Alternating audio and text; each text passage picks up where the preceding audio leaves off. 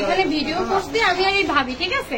তো এখানে দুইটা ছোট ছোট আপু ছিল, আমাদের বলতেছে যে এইখানে বসে ভিডিও বানাই এসে পরে আমি বলছি কি আপু তুমি ছোটর মতো থাকো, শেষ এইখানেই শেষ।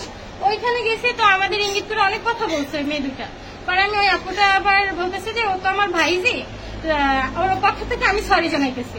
পরে আমি বলছি আচ্ছা ঠিক আছে। তো আবার ওই একইভাবে আর কি একটা মেয়েরা যদি বারবার ইঙ্গিত করে কথা বলে মেজাজ কিন্তু ভাই এমনিতেও গরম হয়, ঠিক আছে?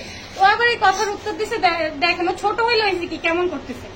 ওই আপু এসে বলতেছে সবাই মিলা মানে 3-4 জন আমাদেরকে চেনো, এখন বের করে দেবো ঘাট ধাক্কা দিয়া। তো তখন ক্ষমতা সম্পর্কে জানো। পরে আমি বলতেছি ভাইয়া শোনেন আপু এখানে ক্ষমতার কিছু নাই, আর এখানে ক্ষমতা দেখাতে আমরা কেউই আসি নাই।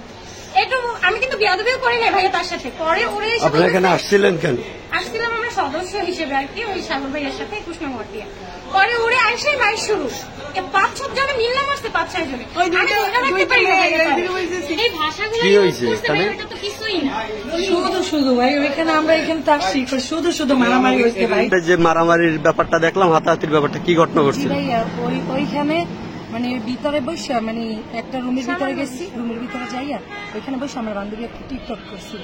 টিকটক করার পরে তো দুইটা ছোট ছোট মেয়ে ওরা বারবার মানে ওদের সাথে বাজে বিহেভ করছিল।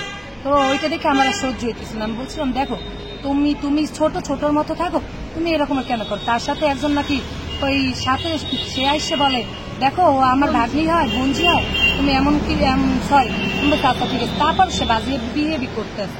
আমি বলতেছি দেখেন ও শুধু বাজে আমাকে চিনো, আমার ক্ষমতা সম্পর্কে জানো। তারপরে সবাই মিললে মারছে, 27 জনে মিললে মারছে। আপনি কি ব্যাপারে আইনের পদক্ষেপ নেবেন? অবশ্যই নেবো, তারা যদি এই বিচার না করে অবশ্যই আমি আইনের পদক্ষেপ নিব, নাহলে আমি নিজে মরে যাবো। কারণ আমার সম্মান গড়তে অনেক সময় লাগে, যাইতে 1 সেকেন্ড লাগবে, কারণ আমার সম্মান আছে, আমি বসতি না। আপনার নাম পরিচয় কি? আমার নাম সুমিয়া বেগম।